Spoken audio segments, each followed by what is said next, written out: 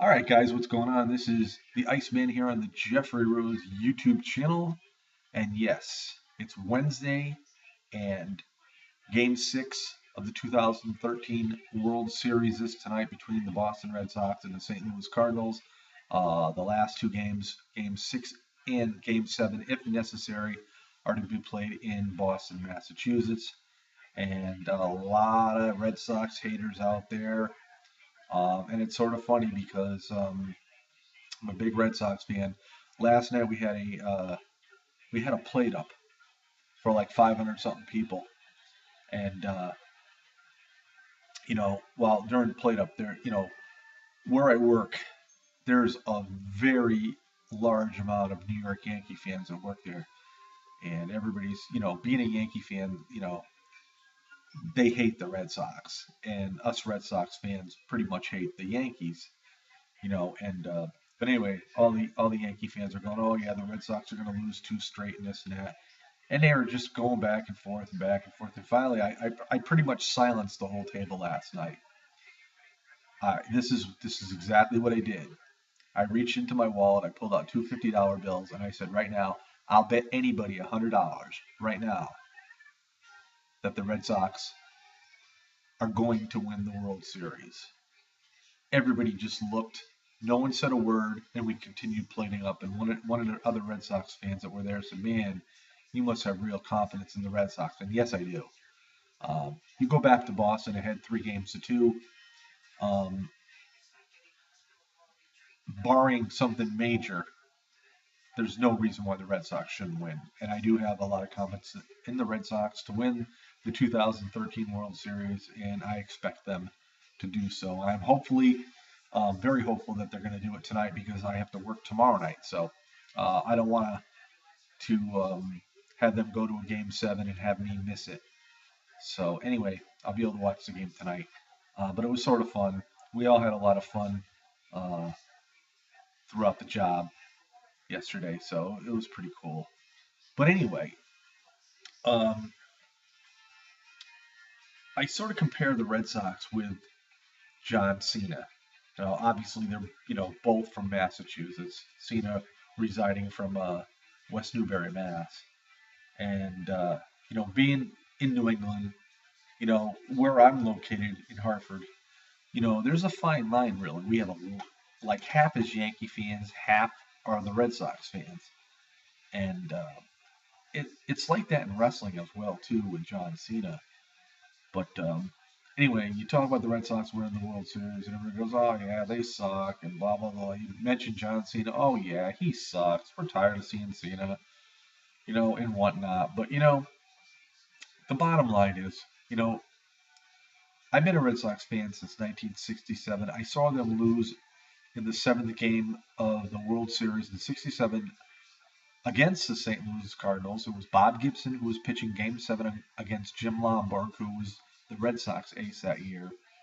And the Red Sox just fell short. Um, and then 75 against the Cincinnati Reds. The Red Sox were on their way. They actually should have won Game 7, but they brought in a rookie pitcher, um, and Jim Burton was his name, and he ended up falling apart.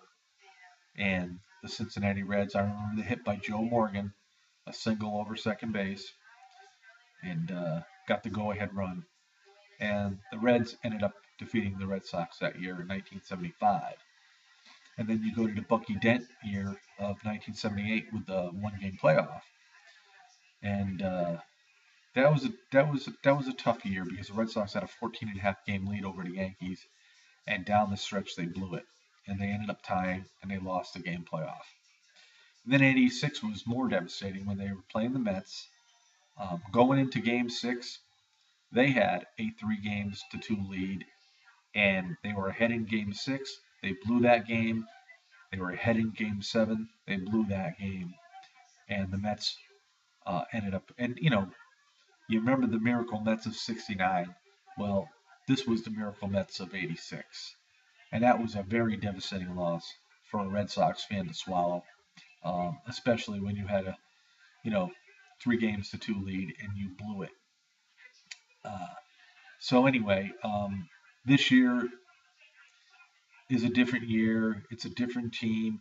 The curse, so to speak, is gone since 2004. Since the Red Sox, again, the only team in the history of Major League Baseball to be down um, no games to three. They were 0-3 to the Yankees, and that third game was a 19-8 debacle by the Yankees, and it just took all the air out of the Red Sox, or one would think so.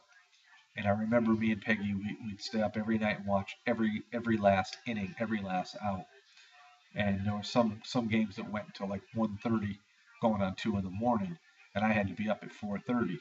But anyway, yeah, and the Red Sox came back and won four straight, and it was like a historic year in the world of professional baseball. Coming back and beating the Yankees 4 games to 3, and then sweeping the St. Louis Cardinals 4 games to 0 was a great year. It was just a phenomenal year. The curse was broken, and then we saw them again three years later defeating the Colorado Rockies 4 games to 0, and now they're back in it 6 years after that, and again facing the Cardinals once again. But now they're at 3 game to 2 lead, last 2 games in Boston. There's no way. This is a different Red Sox team. The curse is gone. They've broken that curse. It was all in their head. It was all psychological. They didn't think they could win back then because they never did. And now that they've won, they have all the confidence in the world. And I also have all the confidence in the world that the Red Sox will win this 2013 World Series. And that's why I compare the Red Sox with John Cena, really, because with all the Yankee fans out there, the Red Sox haters, and when you're a Yankee fan, you know, deep down, certain years that the Sox are a better team than your team, but you'll never admit it because that's what a Yankee fan does. They will never admit it, and it's the same thing with the John Cena fans. We as John Cena fans, I mean, I don't know how to really get the point across other than, you know, people bitch about John Cena being up on top. But the bottom line is, John Cena's there for a reason. It's because the WWE knows what value he is to them. And I cannot stress this more than enough that John Cena is one of the most valuable wrestlers they've had in a very long time. I mean, he actually took over, you know, from Triple H because the era of Triple H, he was such a big draw. He was champion all the time, and his early title reigns were very long reigns for the most part. They weren't very short reigns at all. And it seemed like every time you turned around in the late '90s and in the first few years of the 2000s, Triple H was always champion. And you know, and I understand how fans do think because I got tired of Triple H being champion just for the simple fact is, you know, he was always champion, and and that was back really too when there was really only the one belt, the one major belt, and but things all changed, and you know, it is what it is now, and the bottom line is, Cena draws, love him or hate him, he gets reaction both ways. So it's a win situation both ways for the WWE, and they know that. And a lot of people say he can't wrestle. John Cena is not that bad in the ring. He's not that bad at all. His match with Damian Sandow on Monday Night Raw was a very good match. Um, Damian Sandow helped make this match. John Cena helped make this match. There are those opponents that mix well with other wrestlers. And I'm sorry to say that Ryback is not one of those opponents because even with CM Punk's match at Hell in a Cell, it was sort of like I didn't enjoy the match. Ryback cannot wrestle, and sometimes your opponent could pull out all the stops and still not make this a good match. It's because you don't match up well with the guy you're wrestling. But yeah, I mean, I understand John Cena has won all these titles, but it stands to reason. Triple H got all those titles. Why? It's because he was a big draw in the WWE. Randy Orton's getting these titles. He's a big draw in the WWE. This is why these guys have the titles when they have them. And right now, John Cena is trying to help out SmackDown. So he wins the World Heavyweight belt. He's going to be on SmackDown. He's going to try and improve the ratings on that brand. And again, I don't know how much better he's going to improve the ratings, just for the simple fact.